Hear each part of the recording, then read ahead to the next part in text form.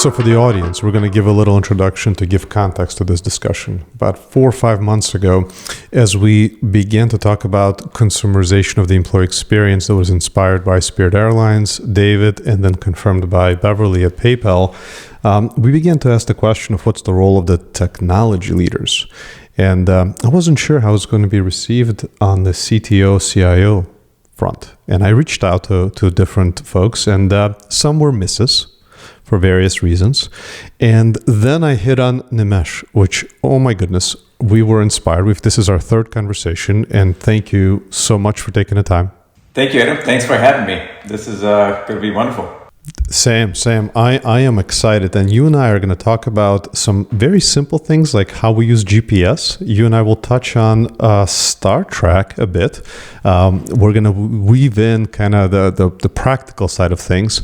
But I think it was our discussion around your feedback. I said, Nimesh, consumerization of employee experience, what do you think? And you said, well, maybe, but what if we went beyond? What if we talked about how to humanize the employee experience? And that was interesting.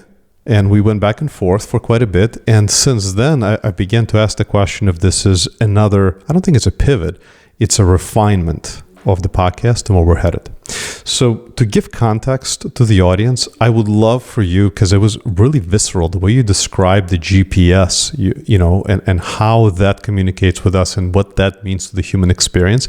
I think it'll ground the conversation. So walk the audience through how you're thinking about it. Absolutely. First of all, when you think about consumerization, I love that word because it is all about the experience. When you push it, everything sounds like still a little bit digital. So when you push the boundaries, you think about humanizing that experience, right? Whether it be for your employee or your customers, all of that seems to be, and especially after COVID, right? All of us are sort of struggling for that human experience rather than the digital one. And when we think about digital, there's an assumption in there, and I'll give you the little GPS story, but if there's an assumption in there that says humans act rationally all the time, right? Step one, that's what a computer assumes, and that's not true. Secondly, it assumes that we know our preferences. If you've ever talked to a human being, talk to my son, talk to my family, nobody knows what they want, Ever try going to a restaurant and asking your family, where do you want to go? And I wish I had invested in a restaurant anywhere, and I think I'd have made a lot of money on that one. So people don't know their preferences. And secondly, people don't know how to prioritize their options because they do it based on emotion and not data. That's how humans react, right? So they're expecting that feedback that they get from the digital experience to feel human. So the best example that we talked about last time that I always allude to is the GPS.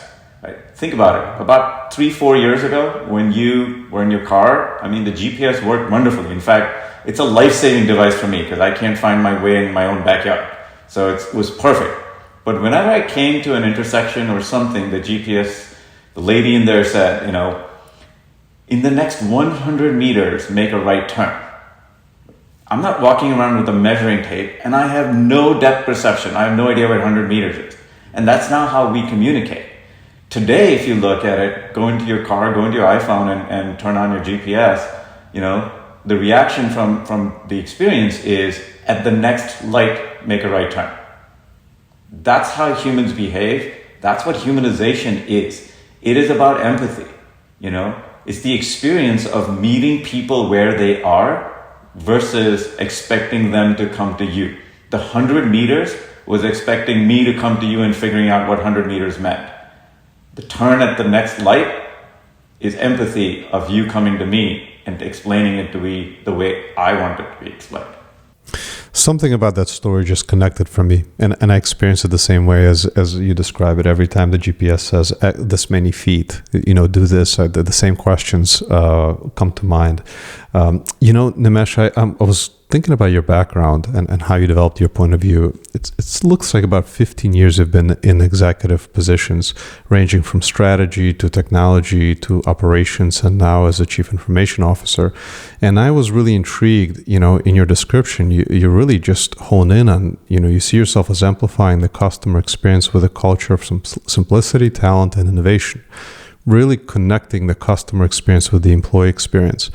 I'd be curious for the audience to just kind of what has been the major inspiration, maybe a drive for you to develop this point of view and to make that connection, because I don't think that connection is maybe leaders talk about it, but very few are doing something about making that connection. So how did you get to where you are? It's interesting. I've had a 360-degree view of our organization, and that's what allows me to really focus on the customer. Right? I started in technology. Technology is all about changing experiences, but it's one lens to the world.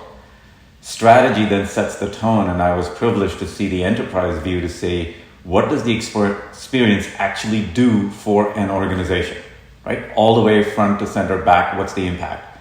And then the third one is doing operations. That's where the work happens. What's the employee experience feel like? Because if people aren't engaged, they're not productive. If they're not productive, we aren't doing well. So that experience really goes down to the employee. And then coming back to technology again is really stitching all of that together to create that technology, which is why I talk about humanization, is that experience that brings it all together for me. And our company, National Life Group, if you read about them, it's all about doing good, being good, and making good. And that good part really resonates with me about experience, and especially with simplicity and innovation, right? Because as humans, we like to make things more complex. As employees, we like to make things more complex. And in our organization, we have a running mantra around the company: simple is hard. It's really hard to make things simple. And we try to simplify the wrong things and make things that are complex different. And let me give you another example on this, because I don't want to be esoteric around it. For all you iPhone users out there, right? When you pick up your new phone, what's in the box? There's a phone. What's not in the box? There's no manual. Yet, that device is probably more complicated than mission control that sent man to the moon. So you don't have to simplify the device. You have to simplify the way people interact with it. And I think that goes all the way through experiences. Is the experience can be complicated, but the interaction needs to be really simple. And we've done so much on the customer side. So the question now is, how do we begin that journey or go further in that journey on the employee experience side? Nimesh, you and I talked briefly about the 4 pillars of people initiatives that we've developed after the first season.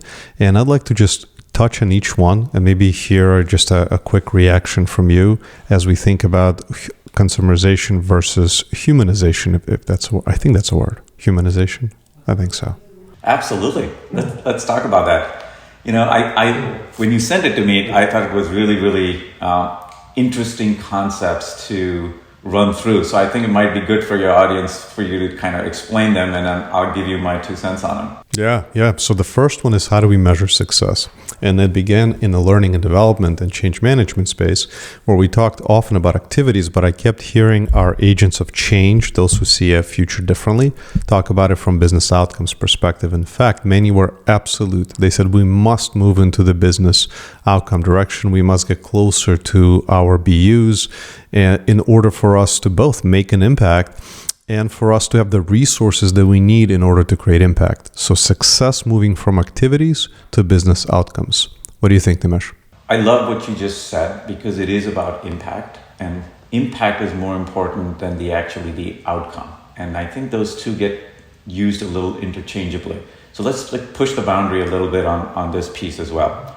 When we talk about business outcomes in a business, usually it's a metric that measures it, right?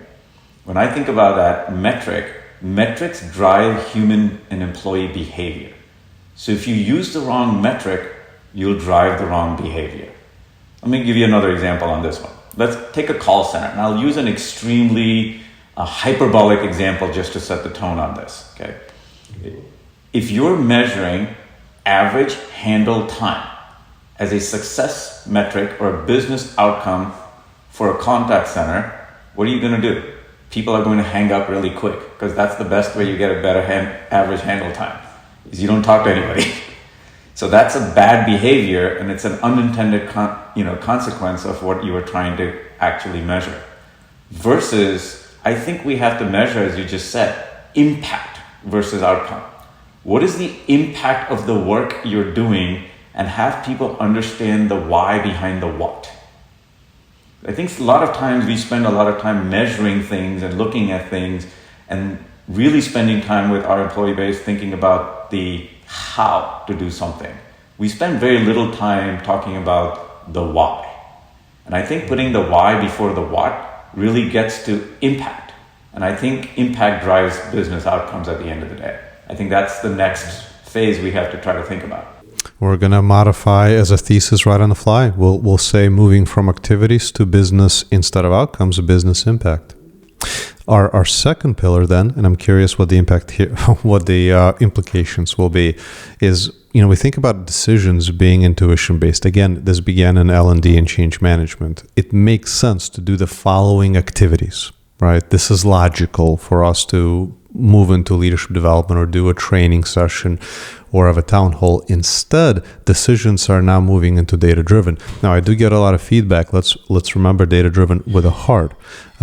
We want to keep the human aspect in it. But Nimesh, what's your take on decisions moving from intuition to data-driven? I actually love that concept of data-driven decision-making. And organizations, I believe, are chasing it, right? Harnessing data, using the power of data. You'll hear all kinds of things. I think this was in the Economic Times somewhere, read what data is the new oil, all kinds of things around data. Data is really important, but using data to make decisions is even more important. So if I put a twist to this thing just a little bit, I think we're still not there yet. And when I say we're not there yet, is we still have confirmation bias. Ask yourself how many times people make a decision, then they go look for data to prove whether their decision was right or wrong, right? Versus, what is the data telling you? So that's one, right? Can you read the data and actually understand something to make a decision versus your gut telling you what to do and you're looking for data to make sure your decision making is right? And the second piece I'd say from intuition is it's the combination, right? It's the art and the science. The science is the data, but at the end of the day, humans are, as I said, illogical. And sometimes humans make bets that have bad odds and they still win, right? That's the intuition part that you can never let go, because we wouldn't be here as a race if we did everything that was logical. It's those people that took that step that nobody thought was possible and they did it.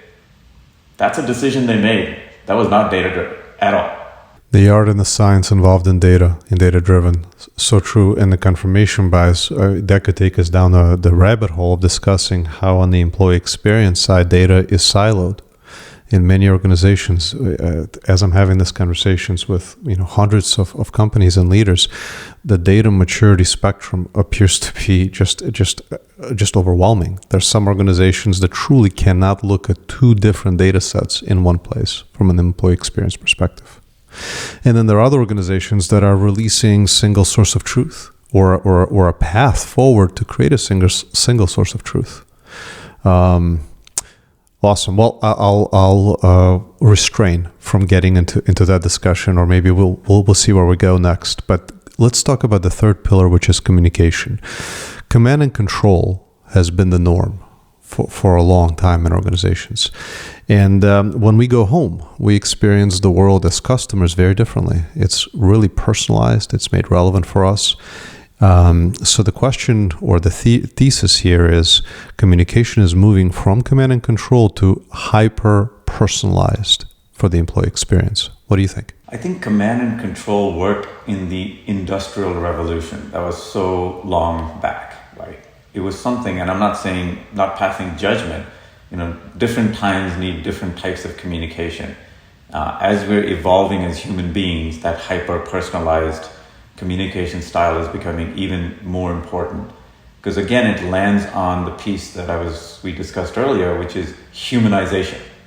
So even this hyper-personalized experience needs to be human at the end of the day. Right? When you look at the Gen Zs and you look at the people that are going to end up being 20-25% of our workforce in the next few years, they're expecting that. It's not even something that they desire. They expect it. They will not work for you without it. And that's the piece of the empathy that we talked about earlier. They're expecting you to come to them and humanize that communication so that they can appreciate and understand the why, because it's very important to this new generation to understand the why, and the way they expect to understand it, not the way you transmit it. So there's a little bit that I talk about this is transmission and receiving. If they're not set to the same frequency, you could transmit all you want, there's nobody receiving it. So I think it's tuning into the right frequency is that humanization aspect, which is a little more to the right of even hyper-personalized. It's the next step. So I think that tuning in is really important, and I think the command and control may have worked 20, 30 years ago. It's not going to do anything today. No, it's not. No, it's not. And the frequency, working with that logic, would you say everyone has their own frequency? Absolutely. I mean, and that's why if I'm transmitting in 104.7 and somebody's tuned into 106.5, you're not going to hear anything. Yeah, and that's the feedback we're getting from leaders. Long emails, videos, mass communications, all of that is being ignored. If not, is doing more harm than good. Some people, and I would add also some people, and when you talk about communication, it's a different style for different people. Some people love videos, some people don't. Some people like to read, some people like to listen. Everybody just like they learn differently, people also learn to communicate differently and receive it differently. And that's the frequency we have to tune into. Totally.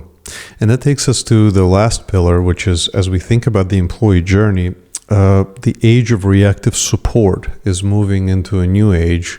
And there are different ways to describe this new age. For now, what we have is deliberate care. And working with a call center example, I think there's a time when, hey, let's look at the data. We have an issue, right? We have an issue. We've been measuring this versus that. We now need to run an intervention. That intervention will last X number of months. It will include the following training sessions, and then it's over. That's not how we think about the customer experience. We think about this customer experience journey of being ongoing. There are touch points. There's a way that we show care at every portion of that experience. How do we become deliberate on the employee journey side? Nimesh, what do you think? I think this is another human element, right? The word care itself is human, right? Computers don't care. Humans care.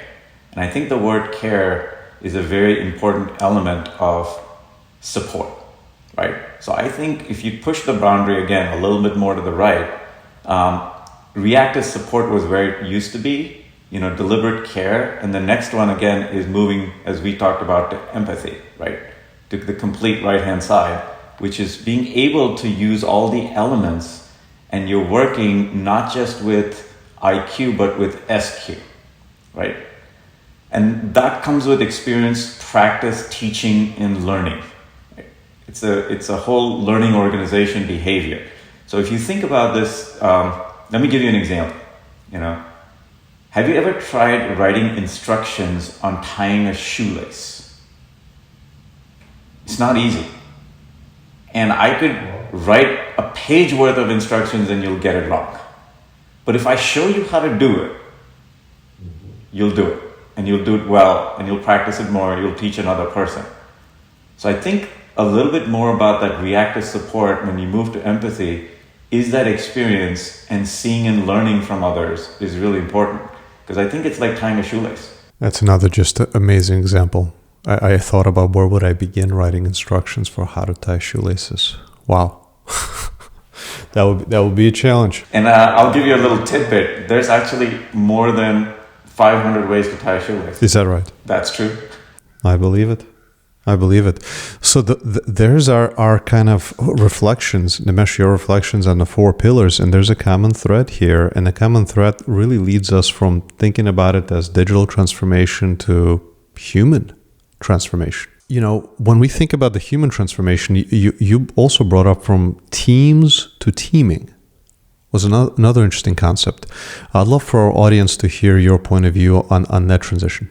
Yeah, I think as the world is changing, and when you think about an employee base, they're not working together all the time, right? Even work from home, remote work, everything has now gotten to hybrid.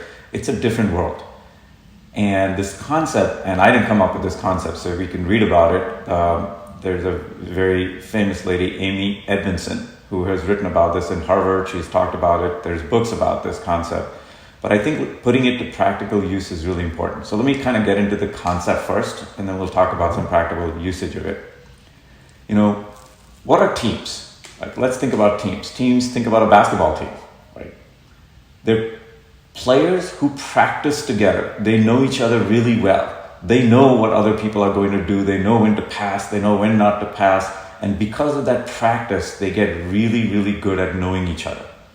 They take that skill and then they go to play a game and they win or lose, but they have that skill to work together, right? So they know each other. That's the concept of teams. The concept of teaming is when you put people together that have never worked together before, and now you have to get something done. A good example that Amy Edmondson uses, and I think this is a great example, if you remember the time when the Chilean miners were stuck and they couldn't get them out. It was almost a disastrous task and they thought they would die in there. They flew people with all kinds of disciplines into Chile, and they had a very singular, clear vision. They'd never worked together, and the vision was get them out alive. Right? So when you think about the concept of teaming, you get people with different experiences, different skill sets together that have never worked together on a project or anything at work, and you put them together, but you must have a really clear vision of what they must accomplish. And that is how the world works today. People come together and they leave. It's not the way that you can practice together in large organizations, because you'll never be able to scale to be able to do that.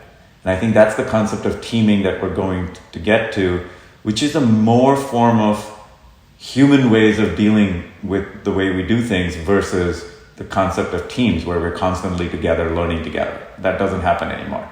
It's almost in my mind, there's like a dichotomy. We're discussing scale and data and automations, and then on the other side, we're talking about how do we push the boundaries of creating more human experiences in all respects, starting with the why you're doing what you're doing, right? In this case, saving lives. That why brought everyone together. You and I touched on Startrek, and I think you gave another great example that we're trying to be like one, not the other. If you remember that example, I think it's worth the audience to hear it. Sure. When you think about decision making, right? And I always think about Spock versus Captain Kirk. Spock was the most logical person, had all the data, and yet Captain Kirk would do something really out of the ordinary, listening to all the data that he was getting from Spock, from the doctor, from his engineers, and make a decision that wasn't always logical.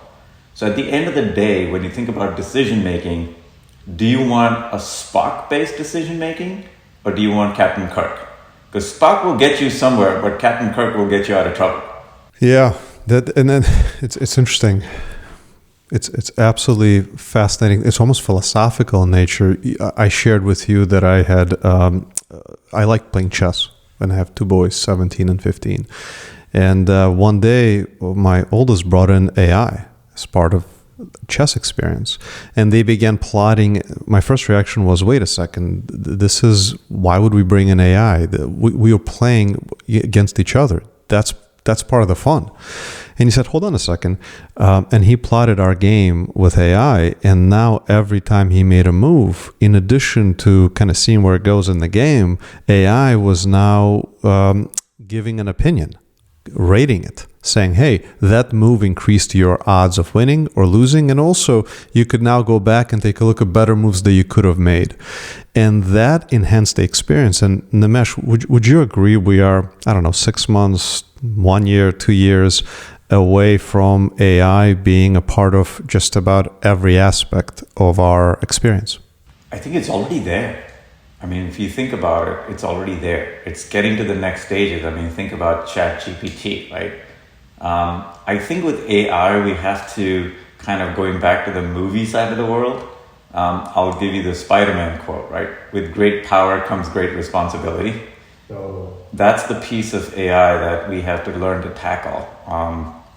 Is really trying to figure out what you want to do with it.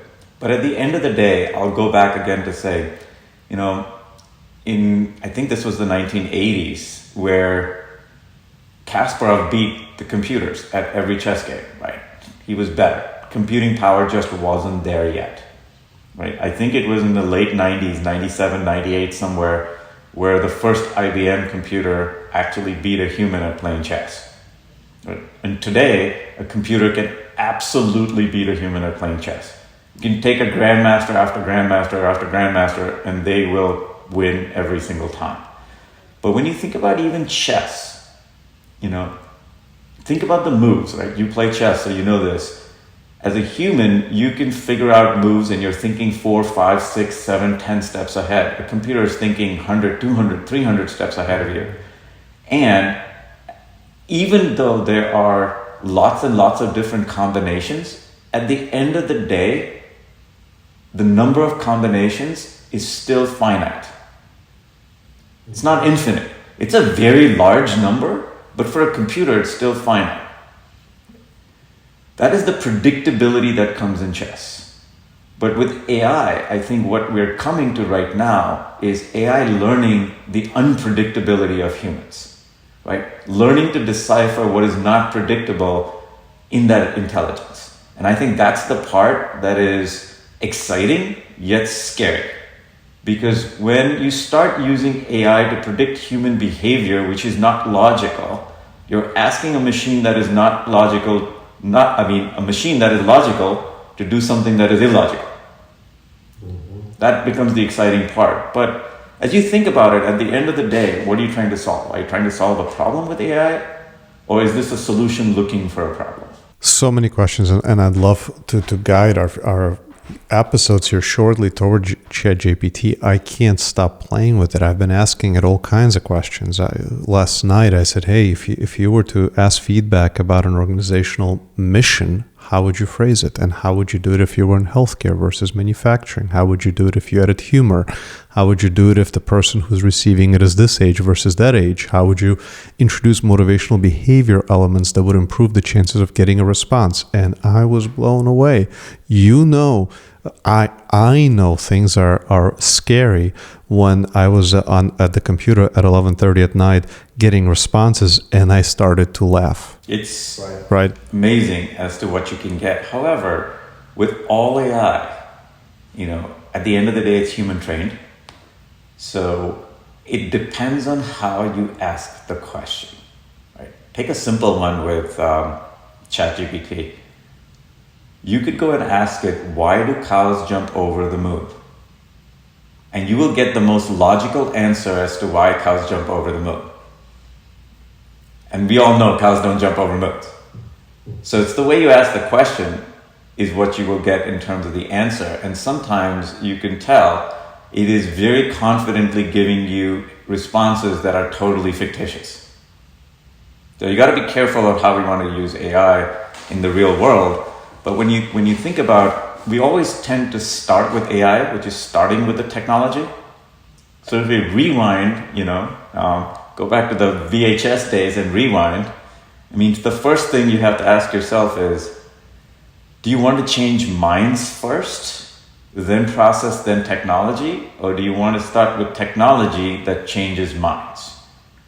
For me personally, I think any technology that we're using, whether it be AI and the way the world is going, improving the employee experience, thinking about consumerization, thinking about humanization, at the end of the day, you've got to first change the minds of people as to what they're trying to tackle, right? Get a clear problem set that you want to go after. Then you change how you're going to tackle it. Then you apply what technology do you bring to the table. Otherwise, you end up, like I was saying earlier, is a solution looking for a problem. Totally, which is why this conversation, I think, is both timely and so important as our audiences continue to think about the Future of People initiatives. And every episode is a question. because we're exploring together. And I think in this episode, we're making the case for them to look for the answer to the question of how do you humanize the employee experience. And with that, Nimesh, I'm curious if you could share some advice for those that are listening. If they agree with the sentiment, how would you suggest for them to proceed? What are some of the steps that they can take, as well as gain internal alignment that will be absolutely critical in order for them to create impact within their organization? What I'd like to leave your audience with is a couple of things. I think the first thing is when you're successful, you tend to get complacent, right? Whether it be transformation, digitization, whatever it is. So I think watch for complacence, because just because you're doing well doesn't mean it's going to continue. And as you think about the employee experience, you think you've reached that where everybody's engaged, everybody's happy, the experience looks great. The world will turn one more time, right? That's the complacence factor. The second thing I'd like to leave them with is, think about the art versus the science, right? When you think about humans and experience, don't negate the human spirit. Because there's a lot to the human spirit that has nothing to do with technology, has nothing to do with decision making. It's that internal secret sauce that humans have that got this race to where we are today. And we can't forget that and put that in the hands of technology or science or art or any other discipline. It's that human spirit that we can't forget. And then the third thing and last thing I'd leave them with is, how do you harness that human spirit? And I think harnessing that human spirit is about ensuring that your experience includes diversity of thought in the employee base. Because if you don't have diversity of thought, you've got everybody nodding their heads to think the same way, you're never going to be able to tackle a problem in a different way. And today, there are new things coming at us all the time, like constantly. And if we don't figure out a different way to tackle it, we won't be able to do it. So the human spirit connected with diversity of thought, I think, is the magic answer to solving what we may not even know we're going to face in the future. Brilliantly summarized, and maybe kind of as a little bit of a teaser into another episode that you and I could do, which is how do we harness the human spirit. That would be an exciting one. But Nimesh, I'm super grateful for you taking the time and sharing your brilliance with the audience. Adam, it's been wonderful. Really enjoyed it, and I hope your audience takes away something from this. Thank you. I'm sure they will. Over and out, Nimesh.